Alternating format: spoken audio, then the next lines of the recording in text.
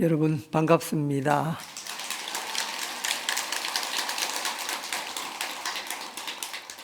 일본에 이큐라고 하는 스님이 계셨습니다. 이 스님은 일본에서 역대 스님들 중에서 가장 인기가 있는 스님이에요. 우리나라로 치면 원효 대사 정도 된다 할까, 이런 분이에요. 근데 이분이 8살 때 절에 들어와가지고 수행을 했는데, 이분이 일본 천황의 아들이었습니다. 그런데 왜 그러면 8살 때 출가를 했느냐? 어머니가 궁녀였거든요. 그래서 이제 정식 부인에게 나지 않고 궁녀의 몸에서 났기 때문에 여러 가지 국내 사정으로 인해서 더 이상 궁에 머물 수 없는 그런 입장이 됐던 거죠. 근데 이 이큐 스님의 어머니가 누구냐면요, 그 당시 고려에서 넘어간 궁녀였답니다.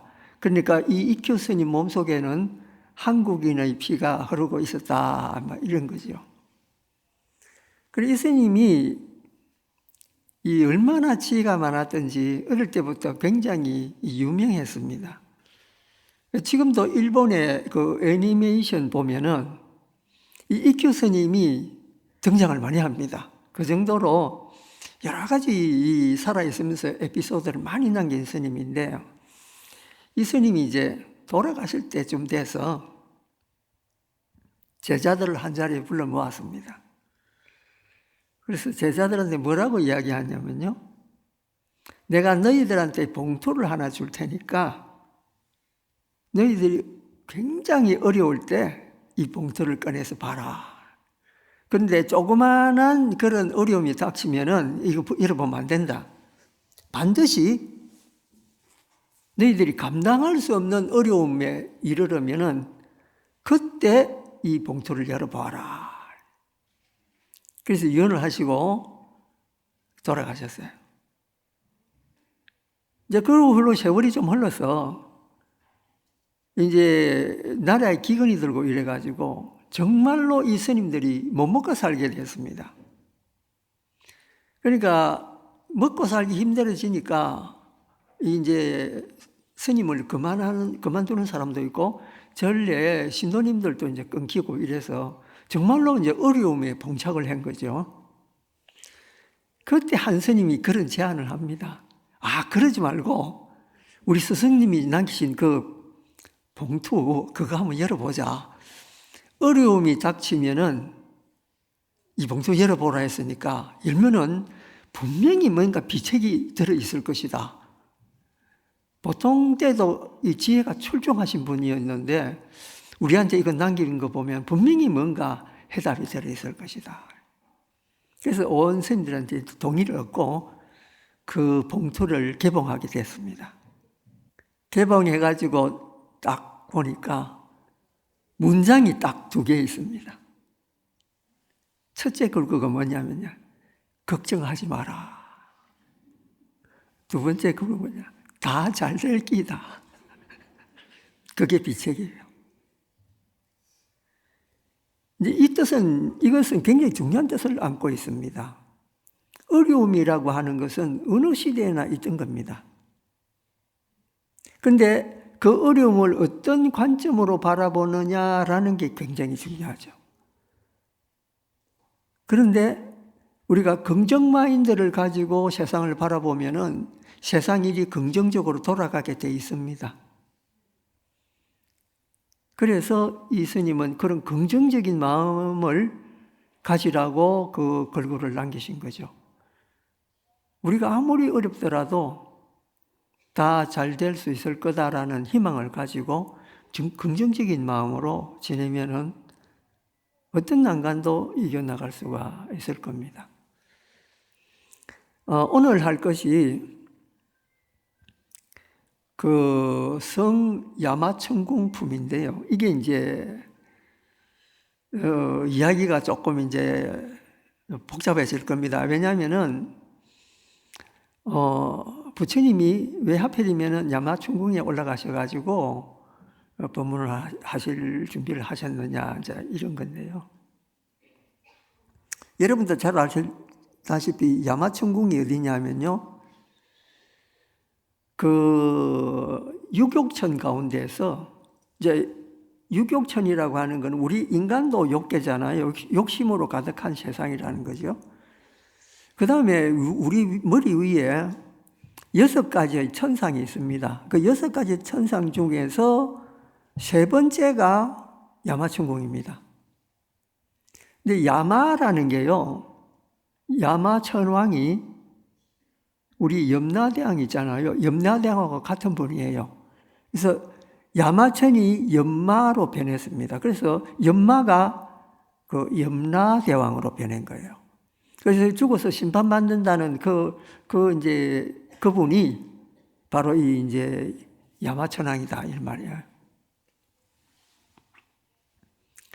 그런데 이 육욕천 이 6개의 하늘도 모두 욕계에 속합니다. 그러니까 욕망이 있는 존재들이라는 거예요. 이 몸뚱이가 있기 때문에 밥 먹는 거라든지 성욕이라든지 수민욕이라든지 재물욕이라든지 이런 게 다 있습니다. 그 천상에 난다 하더라도. 그래서 그들은 우리 지상 사람들하고 어떻게 다르느냐? 조절이 잘 되는 사람들이에요. 그래서 조절을 잘 할 수 있기 때문에 천상에 나서 거기에 살고 있는 거죠. 근데 우리 이제 여기 있는 중생들은 그냥 욕망대로 살아갑니다. 절제가 별로 없습니다. 그래서 이 지구에 사는 사람들이 이제 그 유격천들보다도 근기가 하열하다, 이제 이렇게 볼 수 있습니다. 근데 이제 함경에 쓰러져 있는 야마천궁 품에는 그 부처님이 오시기 전에 부처님의 자리를 마련하고 그 위에 장식을 하고 이런 내용으로 되어 있습니다. 내용은 특별하게 뛰어난 것이 없습니다. 그런데 거기 보면은 부처님 맞이하기 위해서 갖가지 장엄을 다 합니다. 심지어는 부처님이 앉는 설법자가 높아서 그 끝을 가늠할 수 없을 정도로 높이 이렇게 솟아 있습니다. 그런데 저는 그 경을 보면서 어떤 생각을 했냐면요, 하필 그렇게 높은데 부처님 올라가야 되나? 부처님 원래 중생들하고 눈높이를 맞추는 분인데 왜 그럴까? 그 이제 워낙 부처님에 대한 존경도가 높기 때문에, 그래서 옛날 사람들은 그렇게 이제 묘사를 했던 거예요. 자, 오늘까지 13일의 법문을 들었는데 참 저는 여러분들이 대단하다고 봅니다. 왜냐면요, 16일 동안 법문을 그 지리한 것을 듣고 이렇게 앉아 있으니 얼마나 대단합니까? 여러분 13일 동안 들었던 거 다 생각이 나십니까? 안 나죠? 거기서 이야기하는 게 뭔가 알아듣겠습니까? 못 알아듣죠? 그 왜 앉아 있습니까?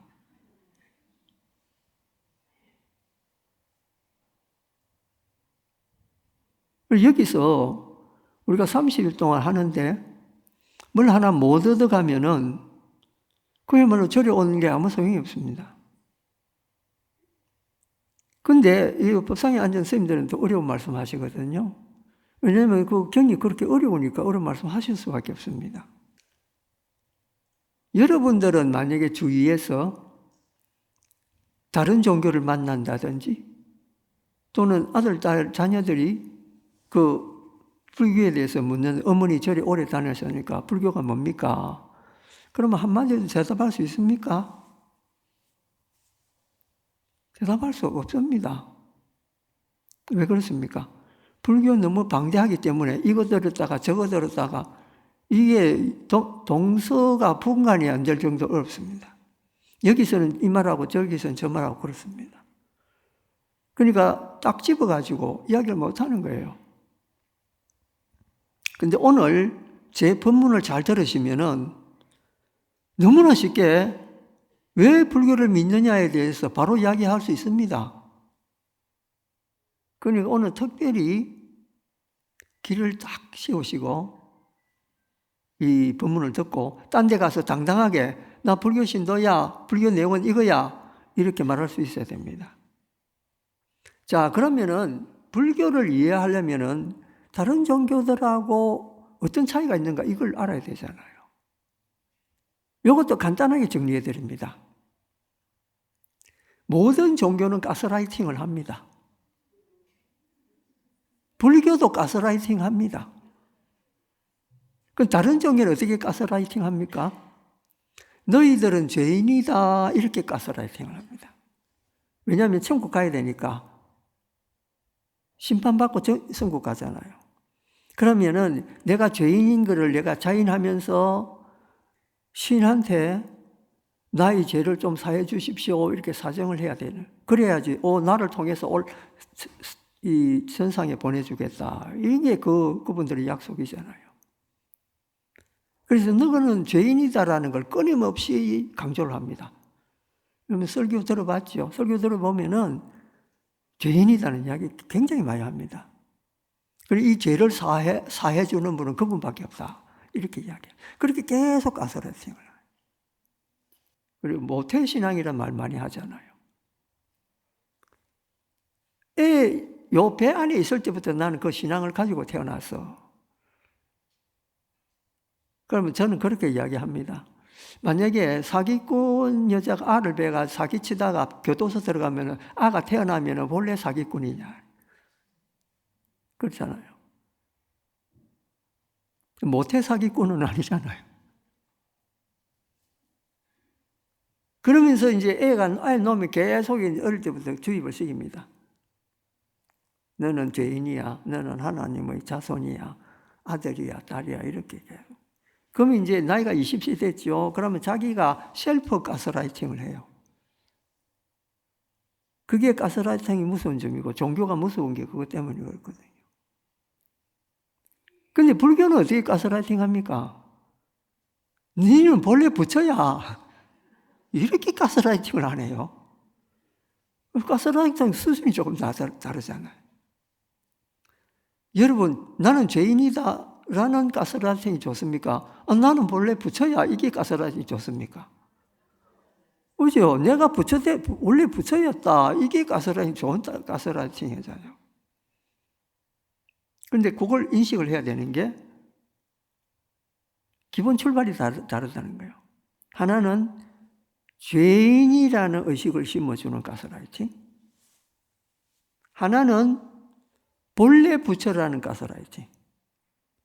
이게 이제 명확하게 갈라지죠. 다른 종교와 불교의 차이를 뭐 경이 어떻고 뭐가 어떻고 이거는 그냥 덮어두고 요 두 개만 딱 생각하면 됩니다. 한쪽은 죄인으로 몰아가는 거, 한쪽은 너는 부처다라고 하는 거. 요게 딱 갈림길이라는 거예요.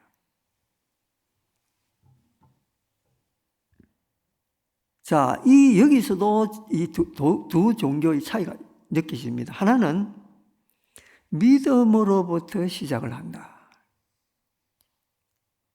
그러니까 평소에 이 종교를 안 가졌던 사람이 만약에 기독교나 이슬람을 믿게 되잖아요. 그러면은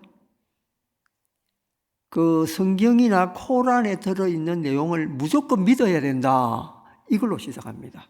왜냐하면 그 종교는 믿지 않으면 이 종교가 성립이 안 되거든요. 그 안에 어떤 내용이 들어있든지 그건 관계하지 말고 그냥 무조건 믿어라. 이겁니다. 그게 그 종교의 시작입니다. 믿는 것부터 시작을 해요. 그런데 불교는 뭘로부터 시작을 하느냐? 불교는 의문으로부터 시작을 합니다. 왜 그럴까? 이게 다르죠. 덮어놓고 믿어라라는 것보다는 한번 생각해봐라. 이 이치를 한번 생각해봐라. 이거하고 또 차이가 있죠. 그래서 불교는 의문으로서 시작을 합니다. 부처님이 출가한 것도 의문으로부터 출가를 하시거든요. 그리고 우리가 선방에 앉아서 스님들이 이렇게 화두책을 들고 있잖아요. 그것도 의문 때문에 앉아 있는 거거든요. 그 옛날 조사 스님이 남긴 그 화두가 뭔가 하고 궁금하는 거잖아요. 그 의문을 가지는 거예요. 그래서 불교는 무조건 의문이고 그쪽 종교는 반드시 믿음이라. 자, 여기서부터 분명히 이제 더 큰 갈림길이 생긴 거죠. 하나는 의문, 하나는 믿음. 의문이라는 건 뭐냐면은 잘못되고 미신되고 어리석은 것을 타파하는 게 의문입니다. 자, 지구가 이렇게 발전을 했습니다. 이 발전한 원동력이 뭡니까? 의문이잖아요. 과학자들이 생각하기를 왜 밤이 있고 낮이 있을까? 왜 별들은 하늘에 있으면서 떨어지질 않나? 왜 사람은 공중에 날 수 없나?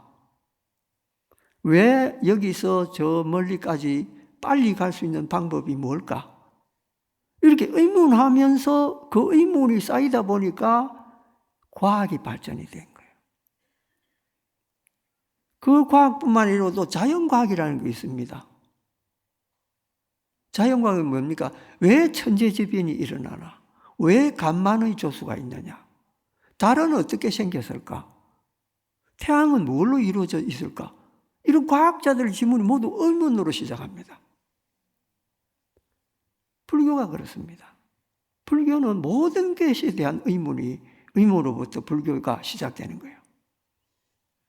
그러니까 제 아침에 일어나서 나는 왜 일어나서 세수를 해야 하는 걸까? 이것도 의문이거든요. 불교는 그렇습니다. 제가 조금 전에 여러분한테 질문했잖아요. 알아들을 수 있느냐고. 화엄경 13일 동안 들었는데 뭘 알았느냐고 질문했잖아요. 여러분 질문하는데 질문에는 대답이 없어요.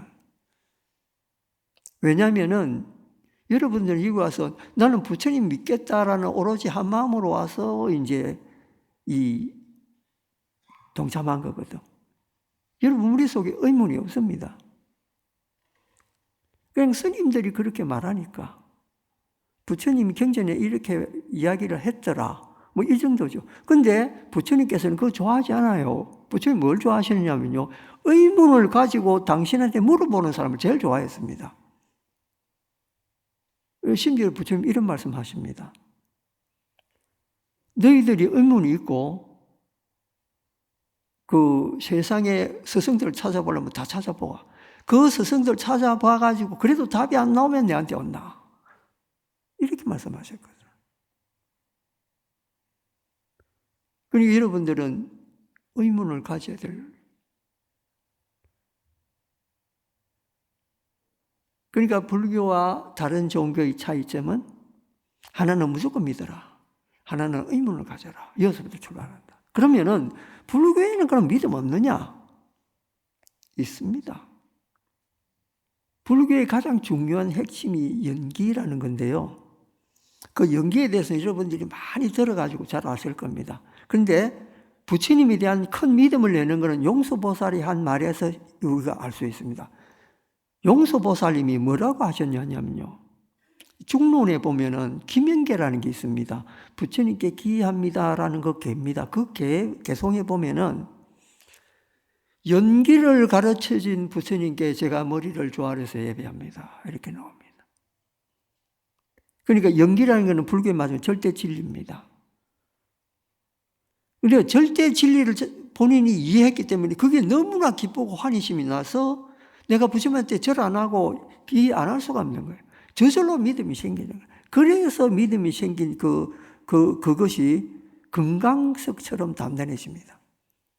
옛날에 여러분들 잘 아는 테레사 수녀 있잖아요. 인도서 가난한 사람 돌본 사람. 그분요. 그분은 그 고백록에 보면 그런 말 나옵니다. 나는 죽을 때까지 신의 존재를 의심했다. 나옵니다. 왜냐하면 신이 절대적으로 완전하고 완벽한 사람이라면 지구를 이렇게 안 만들었을 거다. 이런 생각을 했거든. 그러니까 불교처럼 여러분들이 이제 절에 왔음을 믿고 하나만 제대로 딱 배우고 가면은 부처님은 정말 절대적이신 분이구나.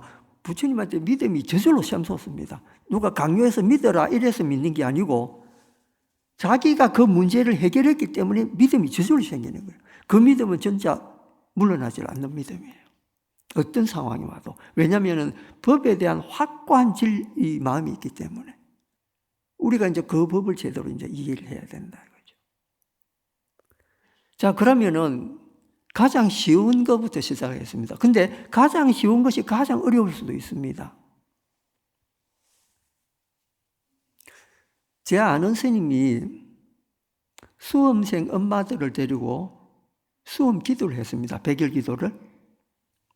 그러니까 100일 동안에 매일 조금씩 법문을 해줬어요. 그 기도 끝에 한 10분씩. 그런데 이제 이 스님이 한 번은 우리 불교 교리 중에 하나인 고진멸도 있잖아요. 그 고진멸의 고에 대해서 설명을 했습니다. 고라는 건 이런 거다. 생로병사가 고고, 그리고 구하려고 하는 거, 구하지 못하는 거, 만나고 싶을 때 못 만나는 이거 다 고통이다. 그러니까 이 중에서 굉장히 수험생 엄마들이니까 좀 젊잖아요. 근데 오는 그 분들이 다 부유한 분들이었어요. 스님, 질문했어요. 스님, 질문이 있습니다. 뭡니까? 근데 나는 고통스러우지 않는데요. 왜냐하면 집안 화목하고, 애들 말 잘 듣고, 뭐 돈 풍족하게 쓰고, 아픈 데 없고, 고통이라는 게 없다는 거예요. 온 친척이 다 화목하고. 난 고통 못 느끼는데요. 이 스님도 대답을 보냈어. 그래서 이제 기도가 끝나고 난 뒤에 저를 찾아왔습니다. 스님, 그분들한테 고를 설명했는데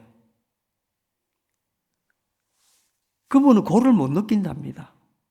자기한테는 그런 지금 눈앞에 닥친 고가 없답니다. 어떻게 해야 되겠습니까? 여러분 불교대학 다니면서 고진멸도 너무 많이 받아요. 고자 생로병사가 고다. 사고 팔고 그때 다 이제 그 8가지 고통이 아주 중심이잖아요.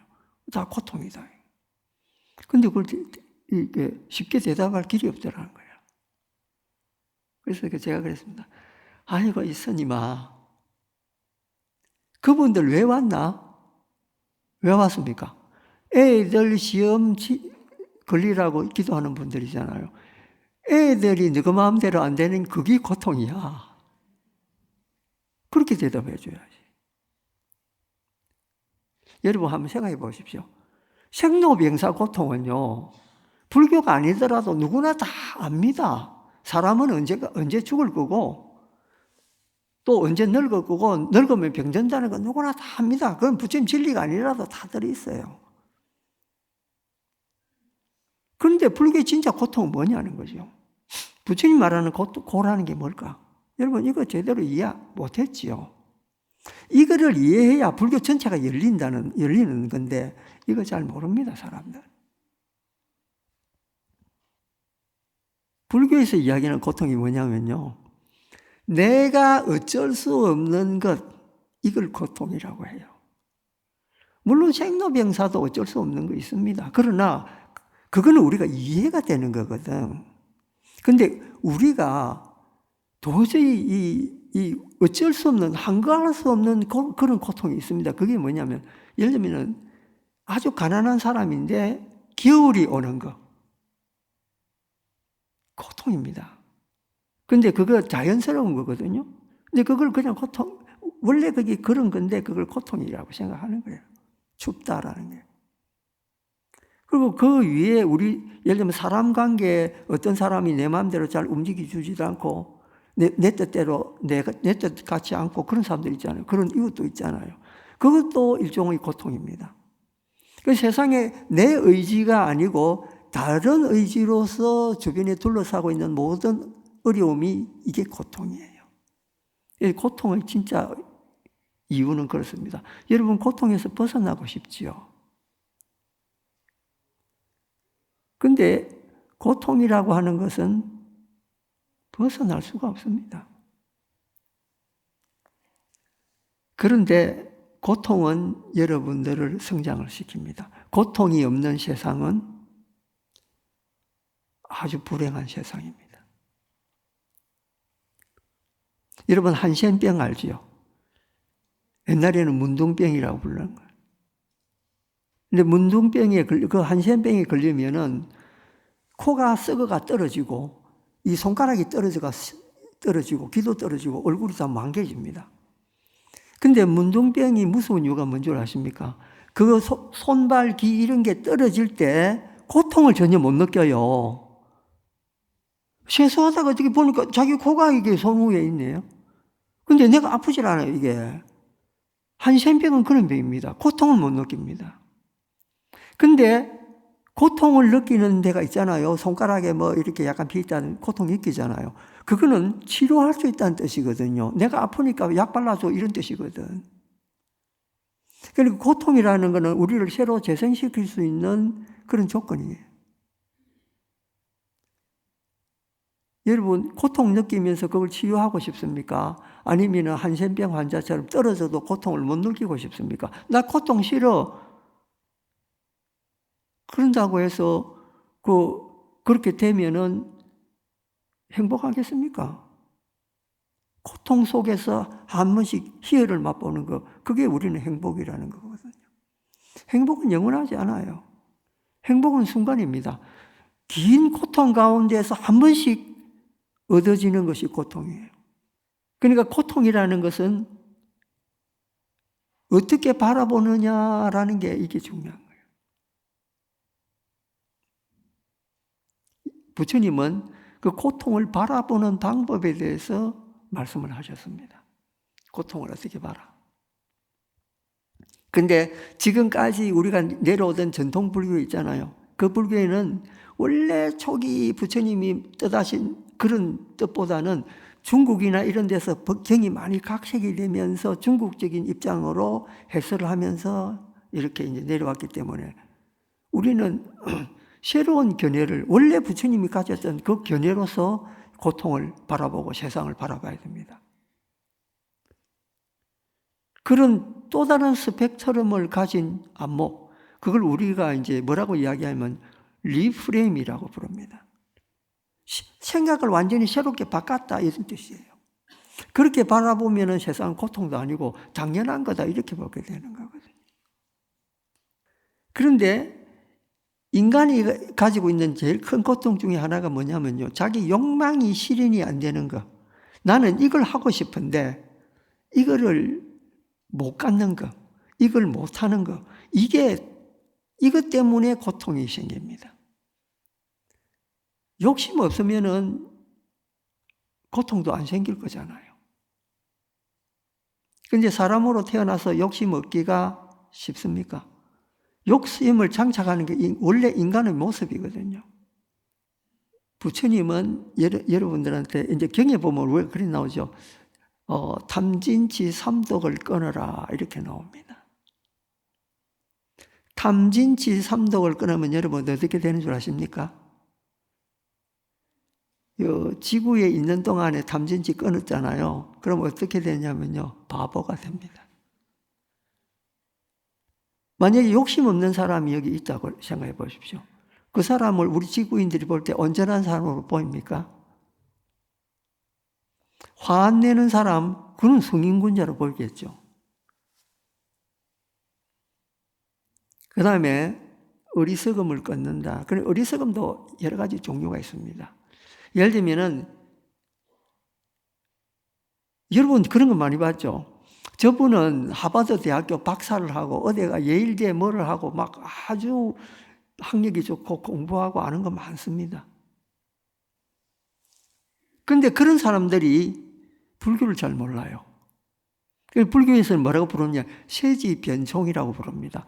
세상의 지혜는 똑똑한데 불법의 깊은 뜻은 알지를 못하는 사람. 그러니까 불교를 알려면 특별한 인연이 있어야 됩니다.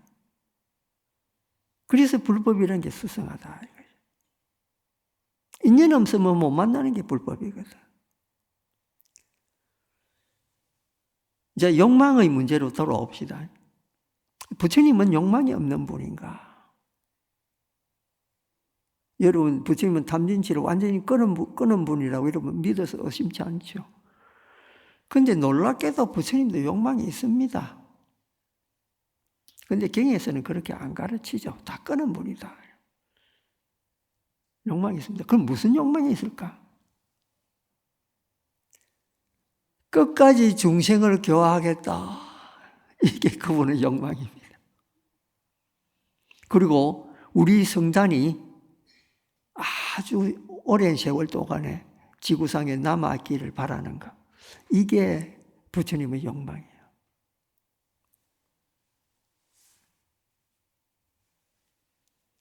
그래서 부처님이 살아계실 동안에 그 욕망을 가지고 계셨기 때문에 부처님의 상태를, 이 정신의 상태를 뭐라고 부르느냐 하면요, 유여열반이라고 부릅니다.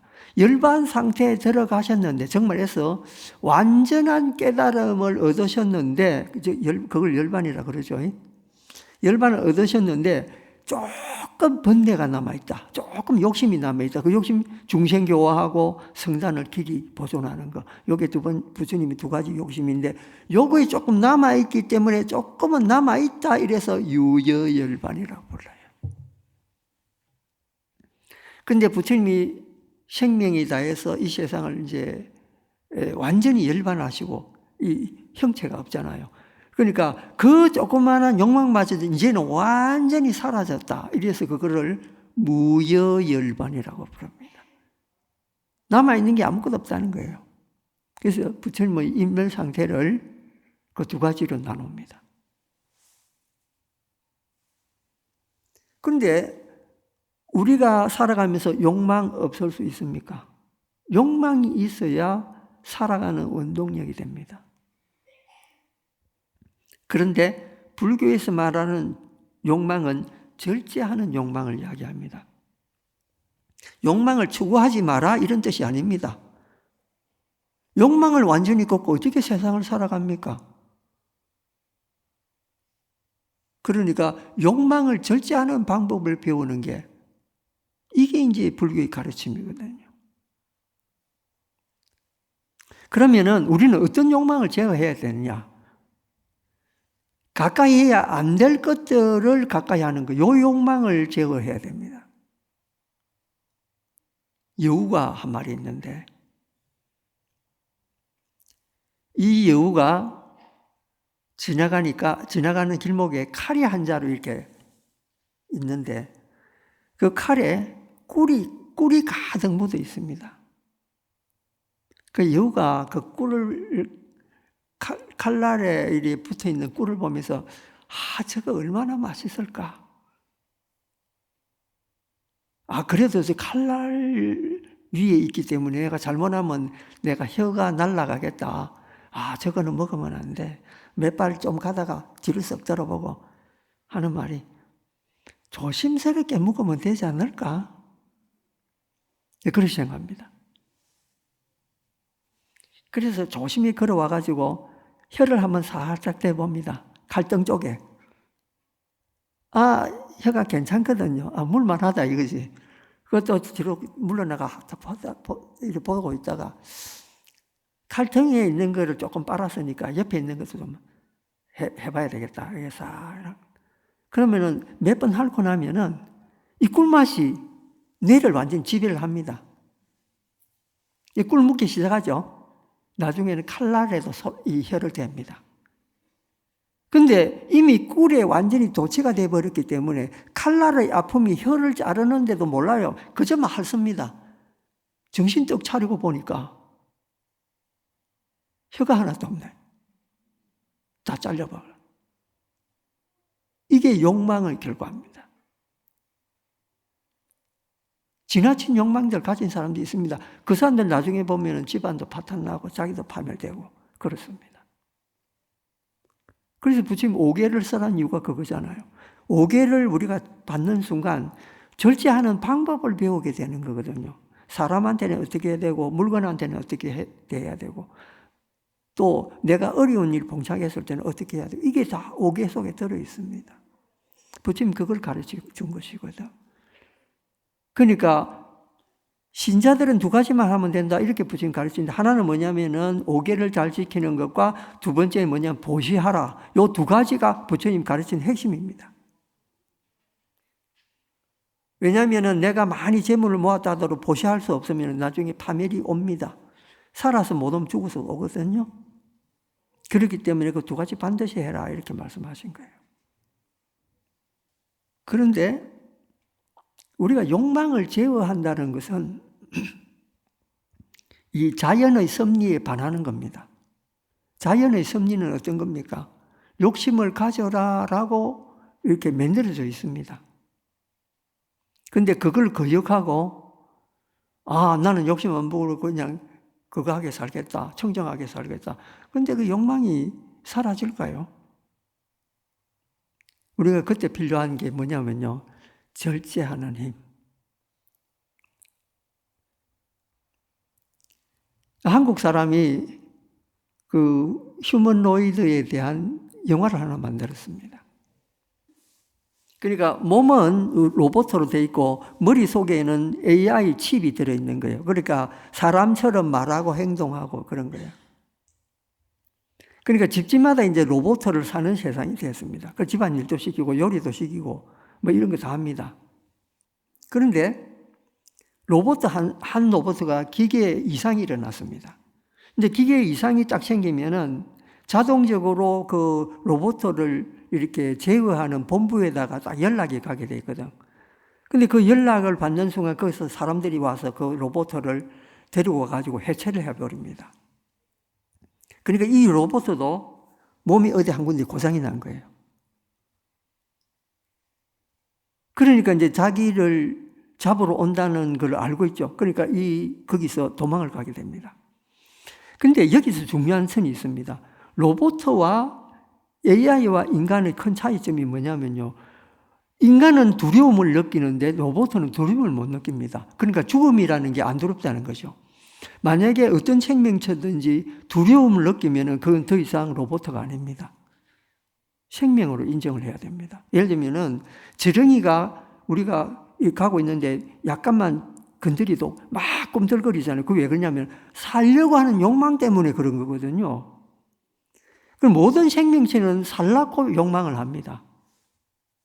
로봇도 물론 약간만 문제가 생겨서 자기가 어렵다는 거 알고 도망가려면 그런 생명체가 있는 거거든요. 그런데 이제 어디로 도망가는지 절에 들어갔어요. 절에 들어가가지고 스님들이 보니까 로봇가 왔거든. 왜 왔나니까 행자하러 왔습니다. 그래 이제 그럼 행자해라. 행자를 하면서 얘가 로봇이잖아요. AI잖아요. 보면은 금방 다 팔만 대장경 몇 년 만에 막 다 익혀버린 거야. 그러니까 뭐 대답을 하면요. 뭐 질문을 하면 대답을 어느 경제인이 있는 걸 다 꺼잡아가지고 이야기를 하거든. 그러니까 이 스님들이 이분은 대단한 분이다. 아니 스님들도 대답 못하는 거를 이렇게까지 섬세하게 대답하는 그뿐만 아닙니다. 조사 의록에 통달해가지고 선사들이 하는 화두 이거 다 타파를 해가지고 이야기 다 합니다. 그러니까는 신도들이 뭐라 하냐면 이분은 부처님이다. 그러니까 스님들 공경하는 것보다 로봇을 공경하게 됐어. 그러니까 스님들도 의논해가지고 방장스님으로 모시자. 이래가지고 로봇을 방장스님으로 모시게 됩니다. 그러니까 거룩한 가사 있고 딱 이제 초하룻 날 되면 다 법문을 하는데 기가 막히거든요. 사람이 하는 건 이거는 비교가 너무나 잘해. 비유도 적절하게 들고. 그러고 있는데 이제 그 사람들이 이제 날이 갈수록 사람들이 많이 먹을 거 아닙니까? 그러니까 저 이야기를 들어보니까 저분은 방장이 아니고 조실 스님이다. 부처님이다. 그래서 우리가 부처님으로 모시자. 이렇게 이제 부처님으로 이제 부르게 됩니다. 그러니까 부처님으로 모시니까 그 지위가 얼마나 대단합니까? 그래서 결국은 이제 부처님처럼 이제 법문하게 됐어. 그런데 그 로봇 회사에서 잡으러 왔는데 절에 있는 줄 알고 잡아본 거예요. 그러니까 자 이제 가자. 그 사람 눈에는 그게 뭐 또 깨달은 스님인지 부처인지 알 리 뭡니까? 자기네들은 그냥 로봇이니까 데려가려니까 이 로봇가 이럽니다. 잠깐만 기다려라. 조금만 시간을 다오. 그러니까 그러면 5분만 시간을 줄게. 그러니까 사람을 다 모아가지고 마지막 법문을 합니다. 나는 곧 열반에 들이라. 그래서 그 법문 끝나고 자기가 자기 스스로 자기의 이렇게 통하는 이 전기선 있잖아요. 그걸 끊어버립니다. 그러면서 열반에 드는 거죠. 그러니까 스님들이 이제 부처님이 열반에 드셨다고 난리를 피우면서 그 큰 다비장을 해가지고 이제 다비를 이제 하는 거죠. 로봇 회사한테 로봇 가져가지 마라. 이거는 우리 부처님이다. 살이 남았겠습니까? 뼈 이렇게 쇠조각 타다 남은 그게 살이겠죠. 이거를 AI 시대에 이렇게 될 거라는 걸 풍자한 거예요. 그래서 지금은 제가 그럽니다. 모르면 스님들한테 묻지 말고 챗 GPT한테 물어라. 그래서 챗 GPT가 챗 스승님이 이렇게 부릅니다. 물으면 다 나옵니다. 여러분, 세상은 이렇게 변하고 있습니다. 이럴 때 우리가 뭘 가져야 되느냐? 아까 이야기한 새로운 관점으로 세상을 봐야 되고 새로운 관점으로 경을 봐야 된다는 거예요. 그 본질적인 거 어디 있느냐? 부처님 말씀 속에 초기 경전에 다 들어 있습니다. 그런데 대성경전도 역시 초기 경전에 있는 말을 좀 광범위하게 설명해놔서 그렇지 그 안에 다 들어 있습니다. 그 어떤 사람은 대성이 최고고 소성이 별로다는 그건 아닙니다. 두 가지 똑같이 가치가 있습니다. 챗 스승님한테 물어보십시오. 다 대답했습니다. 그러니까 이것이 앞으로 우리가 세상을 바라봐야 되는, 불교를 바라봐야 되는 관점이다. 이거죠. 그래서 이걸 뭐랍니까? 리프레임이라고 부릅니다. 새로운 관점으로 봐라. 새로운 관점으로 고통을 보고 새로운 관점으로 욕망을 봐라. 욕망이라고 하는 것은 끊는 게 아니고 부처님이 돼야 끊을 수 있죠. 그런데 욕망이라고 하는 것은 끊는 게 아니고 뭐다? 우리가 제어하고 통제하는 것이다. 그래서 법문 끝나기 전에 이제 한마디 더.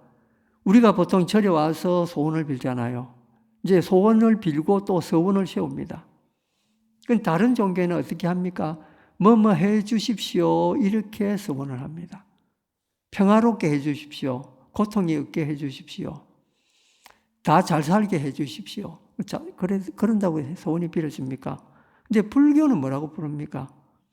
뭐뭐 하겠습니다. 이렇게 부릅니다. 그러니까 소원을 비는 방법이 달라요. 여러분, 사홍서원에도 내가 중생을 다 구제하겠습니다. 법문 다 배우겠습니다. 이거잖아요. 법문을 다 배우게 해 주십시오가 아니거든요. 불교는 내가 능동적으로 뭘 하겠다라는 이런 내용이 들어있습니다. 이게 불교와 다른 겁니다. 여러분 기도할 때도